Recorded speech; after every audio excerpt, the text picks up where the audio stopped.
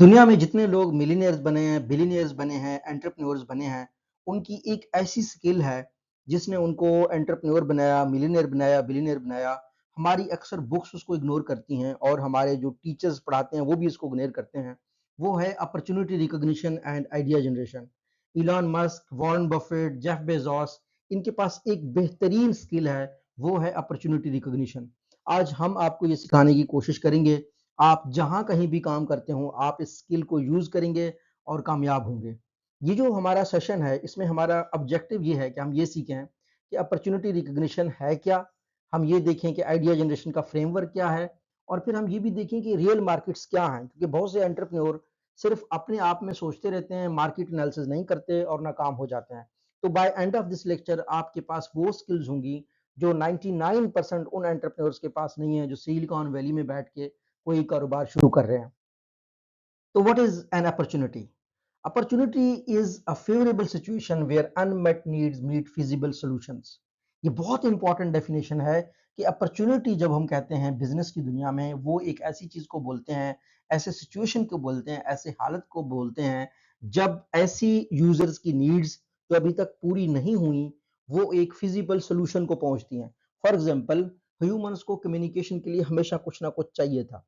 अब उसमें खतो किताबत होती थी, कबूतर होते थे, लेकिन अब मोबाइल फोन आ गए हैं। तो ये एक अपॉर्चुनिटी थी।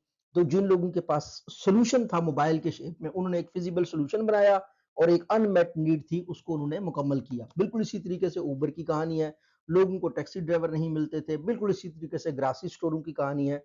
तो ये अपॉर्चुनिटीज थी जो एंटरप्रेन्योर्स ने रिकॉग्नाइज की हैं और यही काम आपने करना है।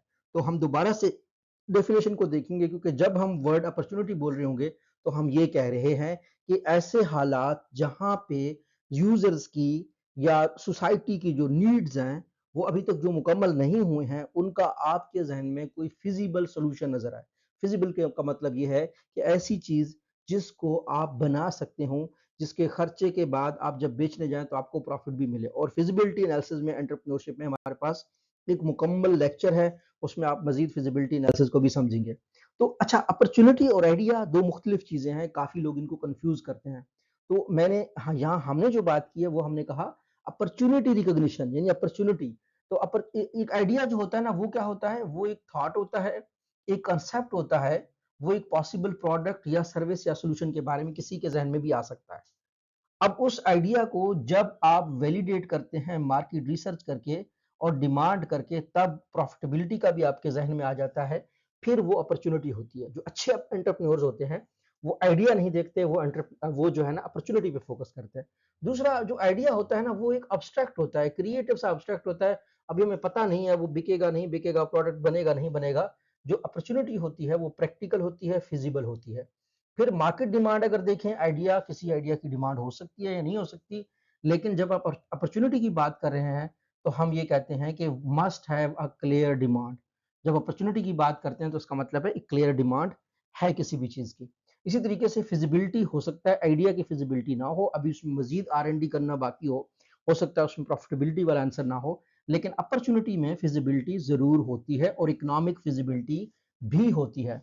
रिस्क लेवल आइडिया का बहुत हाई होता है और जो अपॉर्चुनिटी होता है वो रिड्यूस्ड रिस्क होता है। यानी आप जब बड़े बड़े कंपनीज की कहानी सुनेंगे तो उन्होंने ये नहीं है कि ऐसी हवाई आइडिया के ऊपर काम करना शुरू कर दिया, बल्कि थोड़ी बहुत वो फिजिबिलिटी देखते थे।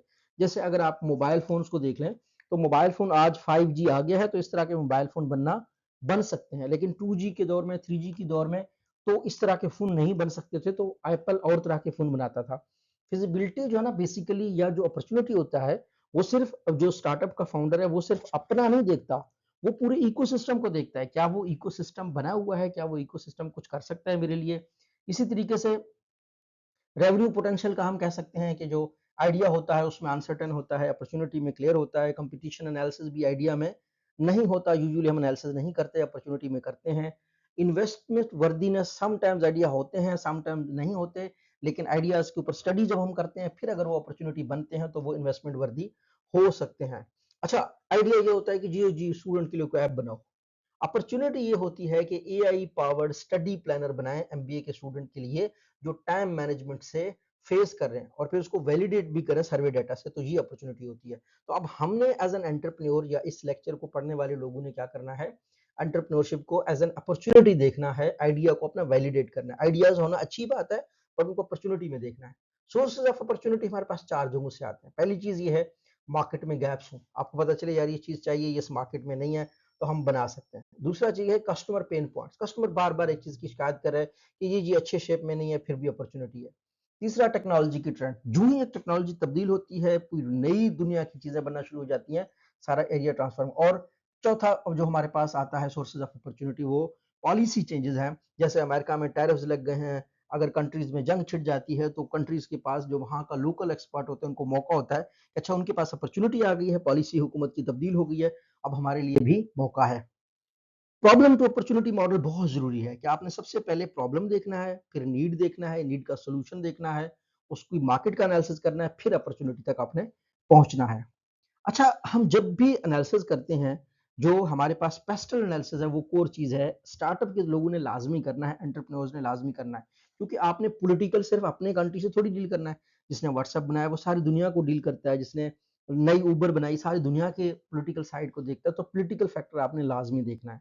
दूसरा फैक्टर आपने इकोनॉमिक फैक्टर देखना है। तीसरा सोशल सोसाइटी के फैक्टर्स देखने हैं, जैसे पाकिस्तान के डेमोग्राफिक्स हैं या इंडिया के डेमोग्राफिक्स हैं, उनके मुताबिक आपने सर्व करना है। यही वजह है, आप ये देखिए, जो कंपनियां दुनिया में अमीर तरीन होती हैं वो मोस्टली नौजवानों की रिक्वायरमेंट्स को मीट कर रही हैं। उसकी वजह ये है कि दुनिया में सबसे ज्यादा यंग लोग मौजूद होते हैं। और इस तो क्या है, वो अकॉर्डिंगली सोशल एस्पेक्ट्स को देखते हैं, और फिर जो भी कंपनी जिस भी प्रोडक्ट को लॉन्च करती है वहाँ की सोसाइटी की रिक्वायरमेंट को देखते हुए करती है। फिर टेक्नोलॉजिकल में आप देखते हैं कि आप जो चीज़ बना रहे हैं क्या वो इंटीग्रेटेड है। आप टेक्नोलॉजी की एक चीज़ एक गाँव देहात में तो नहीं बेचेंगे, आप शहर में ही बेचेंगे, तो टेक्नोलॉजिकल एस्पेक्ट का आपको एनालिसिस करना है। फिर लीगल और रेगुलेटरी फ्रेमवर्क भी बहुत ज़रूरी होते हैं फॉर द एंटरप्रेन्योर्स। और आखिर में एनवायरमेंटल के मुताबिक आपने अपना प्रोडक्ट बनाना होता है, एनवायरमेंट का केयर करना होता है ताकि आपको फंडिंग मिले। तो ये एनवायरमेंटल स्कैनिंग फ्रेमवर्क हर अपॉर्चुनिटी और आइडिया के लिए कंपलसरी होता है। दूसरा, हम ट्रेंड बेस्ड भी अपॉर्चुनिटी निकाल सकते हैं, जैसे मेगा ट्रेंड्स। आजकल एआई मेगा ट्रेंड है, तो हर कंपनी इससे फायदा उठा रही है। इंडस्ट्री शिफ्ट, इंडस्ट्री अगर पहले ट्रेडिशनल थी, अब आ रही है जी वेब पे, तो बहुत सी ऐसी कंपनियां हुई जो उनको वेब पे डाल रही हैं। अब वेब से ऐप की तरफ जा रही हैं, बहुत सी कंपनियां अब ऐप पे जा रही हैं। अब ऐप से एआई ड्रिवन की तरफ जा रही हैं। 2026 ऑनवर्ड तो लोग एआई के जो है ना स्किल्स सीख रहे हैं, और बहुत सी ऐसी कंपनियां होंगी जो ट्रेडिशनल कंपनियों को एआई सर्विस दे रहे हैं। इसी तरीके से न्यू वेंचर आइडियाज भी आपको आ सकते हैं अपॉर्चुनिटी के लिए। कस्टमर पेन पॉइंट्स में ये होता है कि कस्टमर का प्रॉब्लम है, उसके लिए कोई वैल्यू प्रोपोजिशन देनी है। वैल्यू प्रोपोजिशन का मतलब ये है कि कस्टमर के पेन के मुताबिक ऑलरेडी जो प्रोडक्ट्स एग्जिस्ट करती हैं, उसमें आपका प्रोडक्ट एक यूनिक सजेशन दे रहा हो, एक यूनिक सोल्यूशन को सॉल्व कर रहा हो, अकॉर्डिंगली आपने अपनी वैल्यू का बताना है। फिर मार्केट में उसकी डिमांड भी है, ये कस्टमर पेन पॉइंट मॉडल है जिससे आपको अपॉर्चुनिटी आ सकते हैं। Creativity, idea generation and techniques कैसे होते हैं, आप क्या करें, ब्रेनस्टॉर्मिंग करें, डिस्कशन करें, आप जो है ना स्क्रैम्पर कर सकते हैं, आप डिजाइन थिंकिंग को भी यूज कर सकते हैं आइडिया के लिए।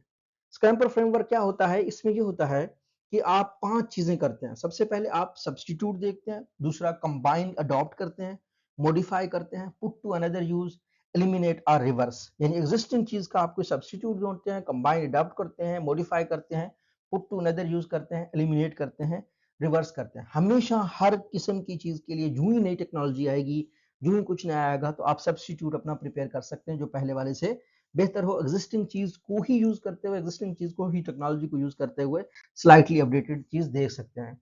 डिजाइन थिंकिंग में क्या होता है कि आप एम्पथाइज करते हैं जिस भी बंदे का प्रॉब्लम है, क्योंकि प्रॉब्लम का सोल्यूशन ही अपॉर्चुनिटी होता है। तो एम्पथाइज करें, डिफाइन करें, आइडिया आइडिया आइडिएट करें, और आखिर में एक प्रोटोटाइप बनाएं। प्रोटोटाइप का मतलब ये होता है कि आप एक मिनिमम वायबल वर्किंग सैंपल बनाएं। यानी मैं अगर कहता हूँ कि मेरे पास इस तरह का फ़ोन बनेगा कि जो साइज़ में बहुत छोटा होगा, लेकिन उसके स्क्रीन का प्रोजेक्टर बड़ा हो जाएगा, इस तरह की मिसाल के तौर पर कोई चीज़, तो अब उसके लिए सबसे पहले मैं एक प्रोटोटाइप बनाऊँगा, लोगों को दिखाऊँगा, क्या वो उसके लिए खरीदेंगे? अगर वो खरीदते हैं तब जाके हम उसको टेस्टिंग करते हैं और मज़ीद उसको कमर्शियलाइज़ करते हैं। तो ये डिज़ाइन थिंकिंग मॉडल है। अच्छा, एक स्ट्रैटेजी बहुत ऑफन ज़िक्र होता है, उसको कहते हैं blue ocean strategy. One of the top strategies आप कर सकते हैं, वो ये है, आप एक ऐसी स्ट्रैटेजी बनाएँ जो अनकंटेस्टेड मार्केट हो इंस्टेड ऑफ कम्पीटिंग, कि आप अपनी ही अलग डोमेन बना लें। जैसे गूगल है, गूगल का जीमेल, क्रोम और ये फिर गूगल की एआई सर्विसेज़ हैं, इसमें लोग बहुत, लेकिन बहुत कम हैं। गूगल फ़ोन्स में है, बहुत कम है। टेस्ला जो है ना स्पेस में जा रहा है, बिल्कुल ये और ही स्ट्रैटेजी है, किसी से कोई मुकाबला नहीं है। सो ये जो बड़ी प्लेटफॉर्म्स हैं, ये कभी-कभी ब्लू ओशन स्ट्रैटेजी ऑप्ट करती हैं क्योंकि अपनी स्ट्रैटेजी है, एप्पल की अपनी स्ट्रैटेजी है, तो वो प्रेफ़र करता है कि मैं ब्लू ओशन स्ट्रैटेजी में रहूँ रेदर देन मैं दूसरों से प्राइस में कम्पीट करूँ। मैं अपना एक वैल्यू प्रोपोज़िशन बनाता हूँ और हाई प्रेस्टीज ब्रांड के तौर पर खुद को दिखाता हूँ। आइडिया स्क्रीनिंग क्राइटेरिया के लिए हम कर सकते हैं मार्केट डिमांड को, फिजिबिलिटी को, प्रॉफिटेबिलिटी को और स्केलेबिलिटी को। अच्छा, आपके पास मुख्तलिफ आइडियाज़ होंगे, उसका आपने टेबल बनाना है। जैसे यहाँ पे आपके पास चारों चीज़ें लिखी हुई हैं, आप यहाँ पे एक ब्रैकेट डालें, यहाँ पे आप आई आइडिया लिखें, ठीक है? और इस आइडिया 1 लिखें, उसकी फिर नीचे फिजिबिलिटी लिखें कि क्या मार्केट डिमांड इसकी कितनी है, इसकी फिजिबिलिटी कितनी है, इसकी प्रॉफिटेबिलिटी कितनी है, इसकी स्केलेबिलिटी कितनी है। ऐसे करके आप आइडिया 2 लिखें, आई 2 के नाम पर लिखें इसको, आई 2, ठीक है? उस 2 का आप ऐसे टेबल बना लें और ऐसे मार्केट डिमांड देख लें, ऐसे फिजिबिलिटी देख लें, ऐसे प्रॉफिटेबिलिटी देख लें, ऐसे स्केलेबिलिटी देख लें और यहाँ पे आप नंबर्स को भरते जाएँ, तो ये आइडिया स्क्रीनिंग का आपके पास क्राइटेरिया हो जाएगा। आपको पता चल जाएगा, अच्छा कौन-सा आइडिया मार्केट डिमांड में, फिजिबिलिटी में, प्रॉफिटेबिलिटी में, स्केलेबिलिटी में बेहतर है। फिजिबिलिटी एनालिसिस बहुत इंपॉर्टेंट है रिसर्च में, टेक्निकल भी हो सकती है, मार्केट की, फाइनेंशियल, लीगल, इसको हम मज़ीद डिटेल में आने वाले लेक्चर्स में भी एक्सप्लेन करेंगे। पाकिस्तान में एग्री टेक की अपॉर्चुनिटीज़ हैं, ई-कॉमर्स की हैं, एजुकेशनल टेक की हैं, हेल्थ सेक्टर की हैं। रियल केस एग्जांपल पाकिस्तान में आप देख सकते हैं बाकिया की है, ट्रांसपोर्ट गैप है, डिजिटल सॉल्यूशंस है और सबसे मोस्ट इम्पोर्टेंट चीज़ ये है कि opportunities come from the problems and trends, ये हमने सीखा है और what daily problems can become a business opportunity, ये आपने सोचना है और मुझे कमेंट सेक्शन में बताना है और अगर आप मज़ीद इसमें गाइडेंस चाहते हैं तो मेरा ईमेल दिया हुआ है यूट्यूब चैनल के डिस्क्रिप्शन में, वहाँ से आप मुझसे राब्ता कर सकते हैं अपने बिज़नेस के बारे में। नेक्स्ट लेक्चर हमारा होगा इनोवेशन क्रिएटिविटी इन एंटरप्रेन्योरशिप के बारे में। Will see you in the next lecture. Thank you.